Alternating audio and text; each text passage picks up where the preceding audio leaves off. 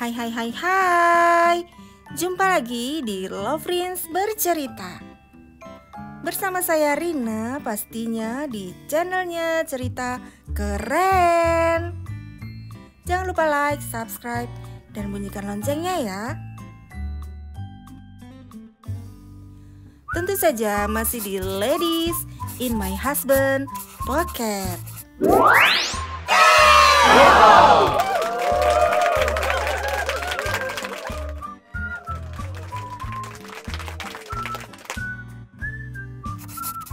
Wow, sampai juga kita di bagian 20.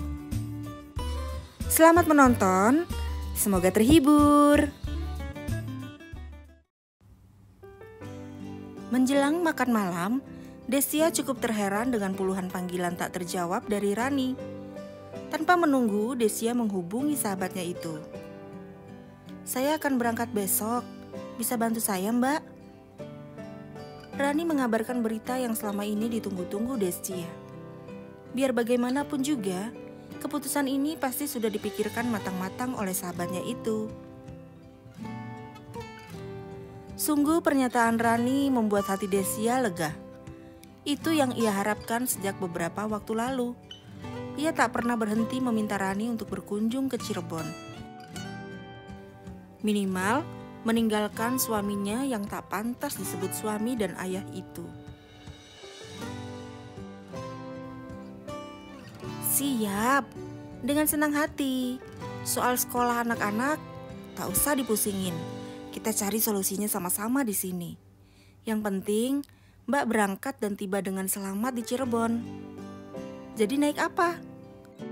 Naik bus aja, jawab Rani penuh semangat.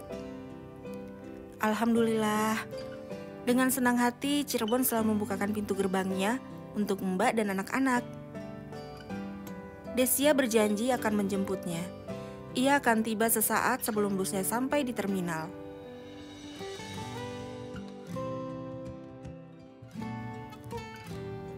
Kedatangan Rani dan ketiga putranya membuat hati Desya terenyuh. Beberapa waktu sebelumnya, sahabat baiknya itu sudah tidak tahan lagi dengan sikap suaminya. Desya meminta Rani untuk datang ke kotanya dan memulai semua dari awal, memulihkan hati dan pikiran Rani agar bisa terus menatap masa depan. Suaminya menggila, jarang pulang ke rumah. Kabar burung bahwa ia telah hidup bersama dengan kekasih mudanya sudah sampai ke telinga Rani. Bahkan dengan penuh keberanian, Rani sudah melihat sendiri di mana mereka tinggal. Hatinya hancur, jiwanya patah. "Kemarilah Mbak Rani, kalau Mbak tak ada tujuan, rumahku selalu terbuka untukmu dan anak-anak." Begitulah yang kerap Desya utarakan. "Anak-anak sekolahnya gimana Mbak?" Itu keraguan Rani ketika bimbang mengambil keputusan.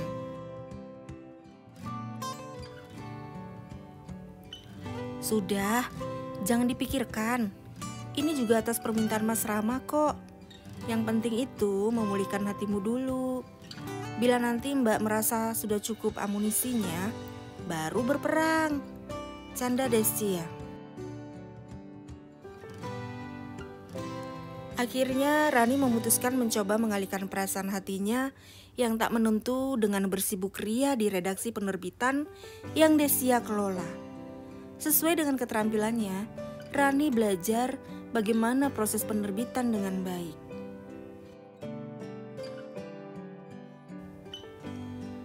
Kehadiran Rani membawa warna baru di rumah. Desya punya teman bicara dan tukar pikiran. Sedikit banyak ia ikut merasakan apa yang dirasakan Rani. Berjuang melawan hati gundahnya untuk tetap mengangkat dagunya dan memandangi hari yang masih panjang. Hari-hari berganti bulan. Banyak hal baru yang Rani pelajari di dunia penerbitan. Bagaimana menjalankannya, bagaimana mengambil keputusan ketika sebuah persoalan hadir, bagaimana mendatangkan menulis untuk hidup di penerbitan. Setengah tahun telah berjalan. Di suatu pagi, Sebuah keputusan membuat Desia mempertanyakan keseriusan sahabatnya untuk kembali pulang. Sudah Mbak pikirkan matang-matang? Desia menatap lekat Rani yang berurai air mata. 6 bulan sudah ia menghabiskan waktunya di tempat ini. Dan sekarang, ia sudah siap untuk berhadapan langsung dengan suaminya dan menerima keputusan yang akhirnya ia pun sepakati. Berpisah. Rumah tanggaku tak bisa diselamatkan, Mbak Cia. Ini sudah final. Saya harus kembali dan menyelesaikannya dengan tuntas. Meskipun berat, saya tahu inilah saat yang tepat. Saya akan memberikan semua untuk ia bawa. Hanya saja, anak-anak dan rumah kami satu-satunya akan tetap saya perjuangkan. Rani menghapus air matanya, dan ia mengembuskan napas panjang seolah semuanya memang akan baik-baik saja. Desia memeluk Rani erat. Bila memang sudah bulat, aku bisa bilang apa lagi? Terima kasih atas bantuan Mas Rama dan Mbak Cia selama saya di sini. 6 bulan waktu yang singkat. Saya banyak belajar di sini. Insya Allah, saya akan belajar menerima semua yang terjadi dengan lapang dada. Saya mencoba untuk tidak lagi bergantung padanya, hanya pada Allah semata. Melepaskan sesuatu untuk mendapatkan sesuatu yang lebih baik lagi, insya Allah. Dan lagi, sekembalinya saya ke kampung halaman, saya sudah punya bekal untuk menghidupi anak-anak saya.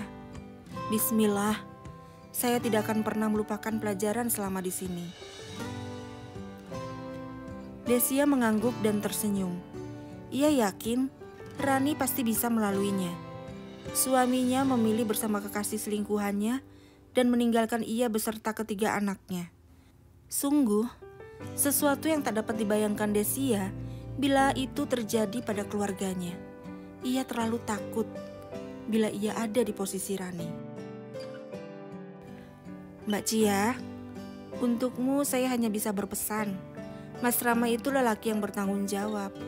Ia memang baik pada semua orang. Andai saya bukan orang yang mengenalnya, saya pasti juga akan beranggapan lain atas kebaikan suamimu itu. Jagalah ia baik-baik.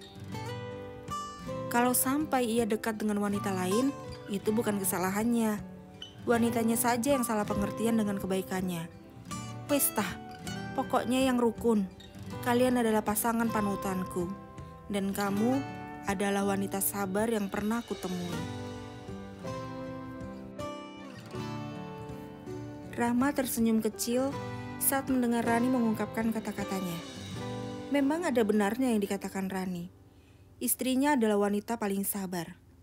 Tiba-tiba hati Rahma menciut. Sesuatu mengusik ketenangan di dirinya. Satu tarikan napas panjang membuat kedua wanita di hadapannya itu menoleh bersamaan. Alah, Mas Rama, ndak usah sedih gitu loh. Saya kan cuma pulang kampung, bukan pergi untuk selamanya. Saya cuma ingin mempraktikkan apa yang saya pelajari di sini, ujar Rani. Nanti saya pasti balik lagi ke sini, bukan sebagai wanita yang sedih dan nangis-nangisan aja seperti sekarang, tapi sebagai wanita hebat yang sudah mampu berdiri dengan kaki sendiri. Lanjutnya lagi. Iya Mbak Rani, satu yang Mbak perlu ingat, jangan bergantung sama manusia. Serahkan semua sama Allah. Ikhlaskan yang saat ini terjadi. Semua akan diganti yang lebih baik lagi esok hari, ujar Rama menyemangati. Sore itu, mereka mengantar Rani dan anak-anaknya ke terminal. Desia memandang kepergian Rani dengan perasaan campur aduk. Hatinya ingin berkata-kata banyak. Apakah aku sanggup bila dihadapkan pada situasi yang sama seperti Rani? Apakah berpisah adalah jalan yang harus ditempuh? Apakah rumah tanggaku bisa kembali harmonis seperti dulu? Apakah bisa? Sementara selalu saja ada yang Engkau hadirkan untukku, ya Allah. Batin Desia bertanya-tanya. Desia menarik napas panjang. Ia menggenggam erat tangan suaminya. Rama menoleh dan mengusap lembut pipi istrinya. Ada yang mengalir di sana. Gak usah sedih gitu dong. Mbak Rani kan cuma pulang kampung. Apa yang Bunda tangisi? Desia mengusap air mata di pipi sembari tersenyum. Yang nangisin Mbak Rani siapa? Desia meninggalkan Rama lebih dulu berjalan ke parkiran. Rama menyusulnya. Tunggu. Buruan atuh ya. Bunda kebelet pipis nih. Ya ke toilet. Tuh di sebelah sana, tunjuk Rama. Ogah, di rumah aja yuk. Rama mengikuti keinginan Desia untuk segera pulang. Jalan lengang, hujan rintik-rintik membasahi. Desia memandang keluar jendela. Sayup-sayup, lagu Rosa tegar terdengar mengalun merdu. Sesekali Desia menarik napas. Kenapa, Bun? Desia menoleh dan tersenyum. Gak apa-apa. Sedih aja membayangkan hidup Mbak Rani bila benar ia memutuskan bercerai. Bagaimana bisa tanpa suami? Rama tertawa kecil. Berbulan-bulan ia bahkan lebih baik hidup tanpa suaminya. Ia bisa lebih fokus dengan menulis. Seandainya ia masih bersama suaminya, belum tentu ia bisa menyalurkan hobi yang menghasilkan itu. Desia mengangguk. Tapi kasihan, terutama anak-anaknya. Mereka masih kecil dan tentu saja masih membutuhkan sosok ayah. Sosok yang sejak dulu gak ada buat mereka loh, Bun. Anak-anak Mbak Rani sudah terbiasa hidup tanpa ayahnya. Mungkin itu lebih baik. Cuma sepertinya tugas Mbak Rani jauh lebih berat. Anak-anaknya butuh perhatian seorang ayah dan ibu sekaligus. Dan Mbak Rani berjuang sendirian. Desia mengiyakan. Anak-anak Mbak Rani masih kecil-kecil. Kadang tingkahnya kelewat aktif untuk lebih mendapatkan perhatian. PR besar memang, mendidik anak yang beranjak remaja seorang diri. Lagi-lagi Desia menarik napas panjang. Kenapa lagi? Nggak sanggup Bunda bila seperti itu. Rama tertawa. Ya, insya Allah tidak. AA akan selalu ada di sisi Bunda. Kita akan selalu selamanya sampai kakek nenek. Tapi Bunda juga nggak tahan kalau selalu saja ada yang lain masuk. Yang lain gimana, Bun? Desia terdiam. Ia menimbang-nimbang sesuatu dalam pikirannya. Bengong.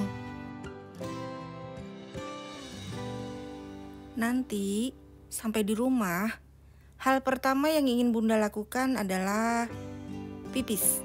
Lalu Desia tersenyum penuh arti sambil melihat Rama yang serius mengemudi. Lalu apa? Ceritakan soal siapa Priska, wanita yang mengirimkan pesan WA ke HP Bunda ini. Priska? Rama memelankan laju kendaraannya. Desia membuka smartphone-nya dan menunjukkan sebuah percakapan pada suaminya. Priska? Iya, siapa dia? Memang berapa banyak sih wanita yang masuk ke dalam kehidupan Rama? Benar juga. Apakah Desia sanggup menghadapi keadaan berulang seperti ini? Lantas, kenapa Priska kembali hadir? Jangan lewatkan episode selanjutnya, yang pastinya bakal lebih seru. Terima kasih sudah menonton. Jangan lupa like, subscribe, dan bunyikan loncengnya. Dukung terus channel ini agar tiap hari bisa upload cerita. Sampai jumpa lagi.